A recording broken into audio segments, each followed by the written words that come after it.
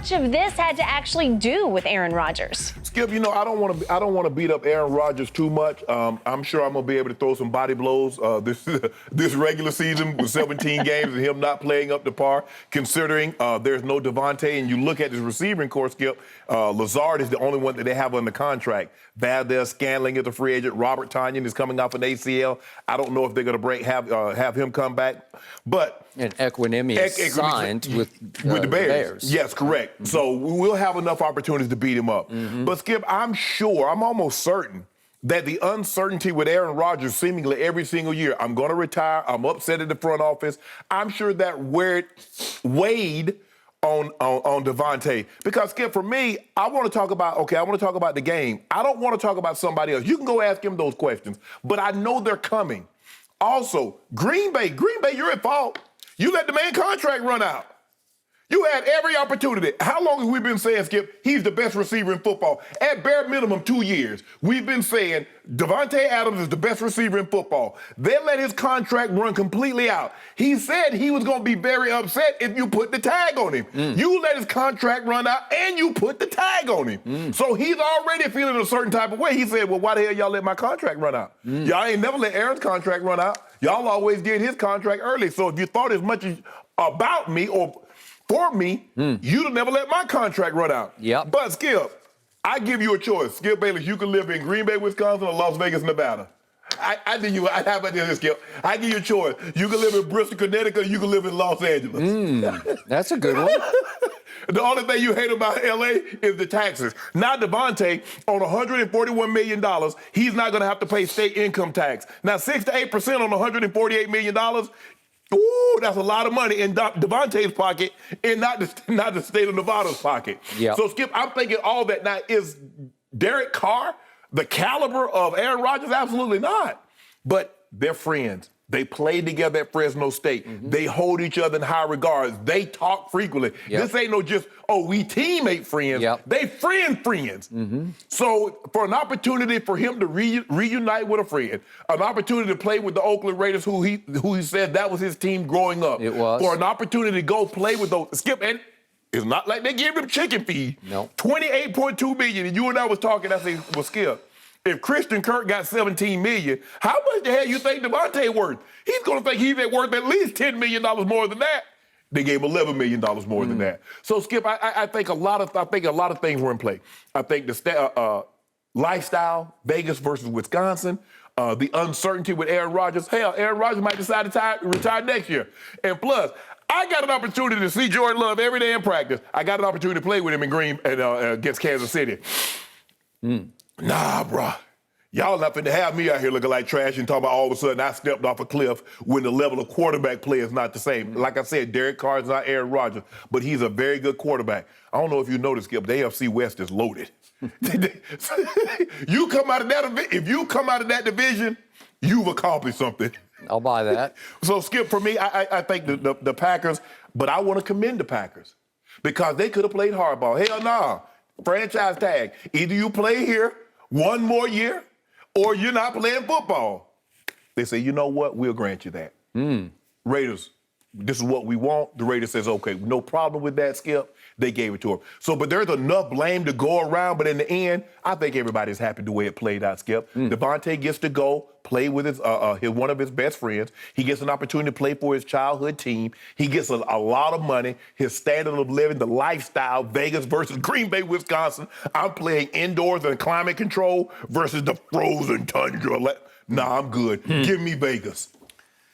Okay, to all of your above points, this could have just boiled down to Derek Carr's just a lot better guy than Aaron Rodgers is. Okay. He's a really good guy. I'm not going to fight you on that. I love Derek Carr as a guy. I like him as a quarterback, but I love him off the field. I've been around him enough in different interviews on the other network.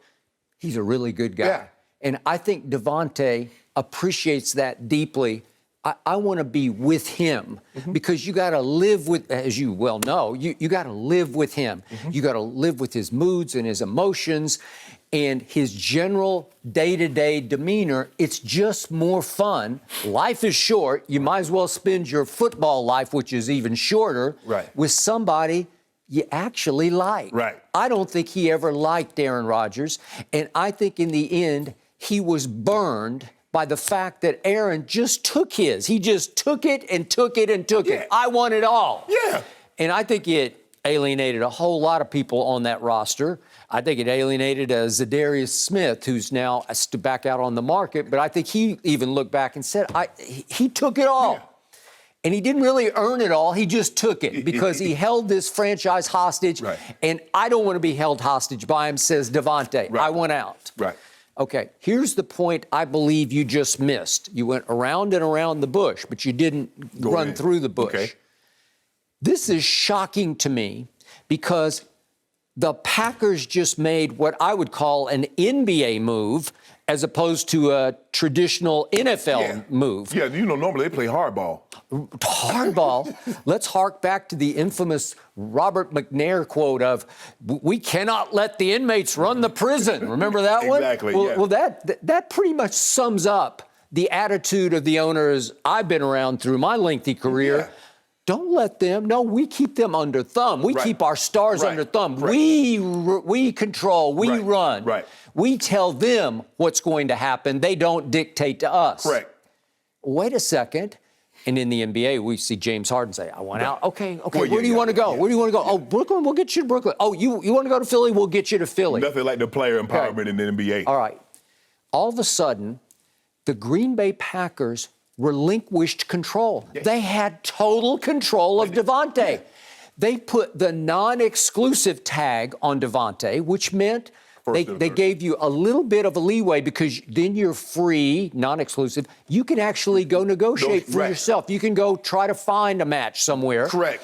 And speaking of match, the non-exclusive tag allows the Packers, if you get an offer from, let's say, the Raiders, we have the ability to match. Right, we had the right of first refusal. According to reports, guess what the Green Bay Packers just did?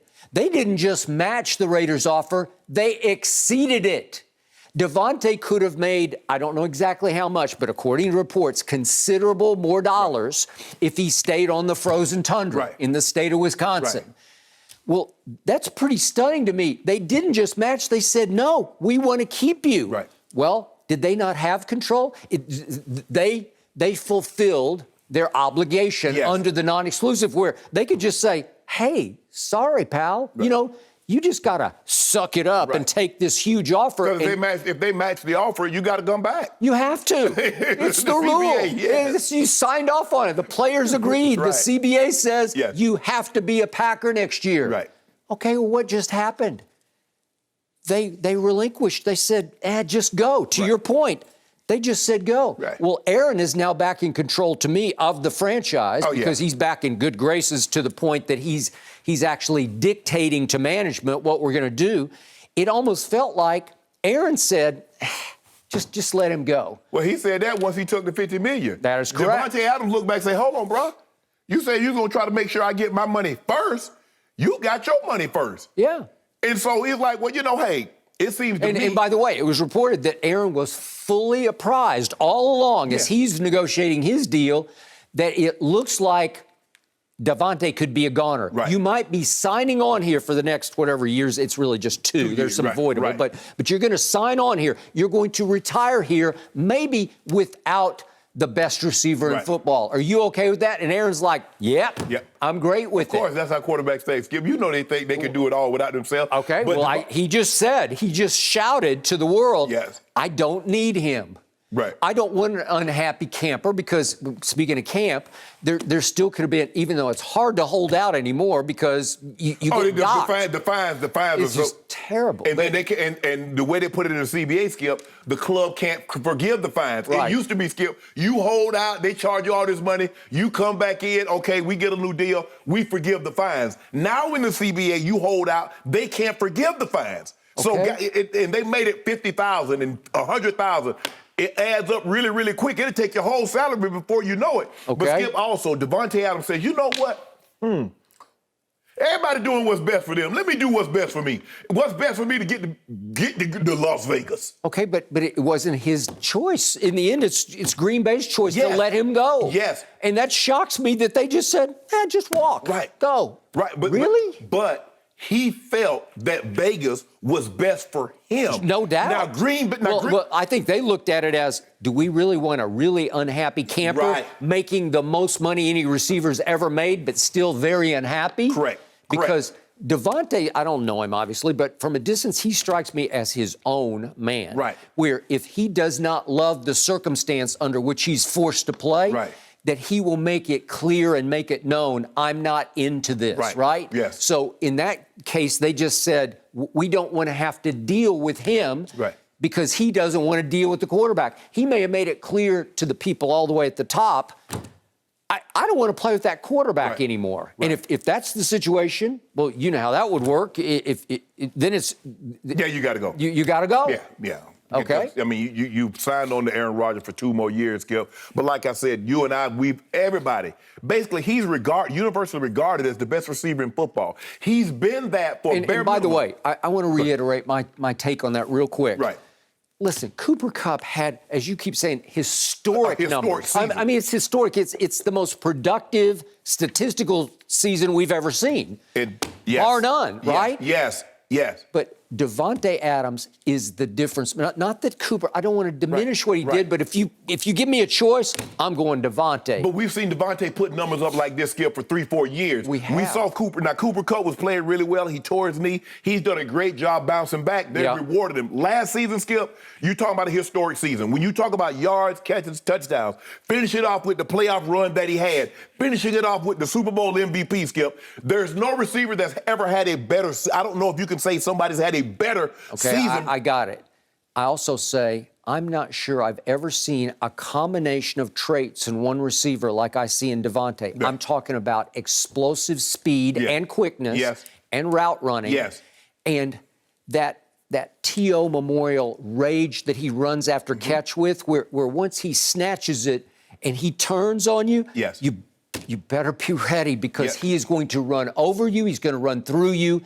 He plays at supreme speed with supreme intensity. And it's stunning to watch because it just jumps off your TV screen. Is he better than Jerry Rice? He's just different than Jerry Rice.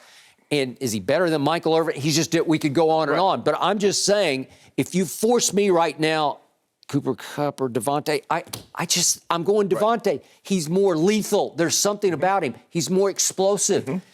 I want him on my team. I want to build around him. And I've never said that because I was taught coming up in this game for all my many years that receivers in the end dime a dozen. And you've heard this your whole life. Dime a dozen. You are replaceable, Shannon Sharpe. You're really good. You're going to be in the Hall of Fame. But we can find somebody else who can catch the football and run your routes. And they'll be close to you, close enough that we won't really miss you. And you know when that happened from 2001 and 2020 because the Patriots, for the most part, even when they got Randy Moss, they never won the Super Bowl. Even though Tom and Randy put up historic numbers, they were winning Super Bowl with Deion Branch, a David Patton, a Gibbons. Deion Branch was the MVP of that. I didn't think he should have been, but go ahead. But you remember how he went to Seattle, and we never heard from him again. He ended up coming back. And the Troy Browns, they were winning Super Bowls with that. I agree. And so everybody was like, well, damn.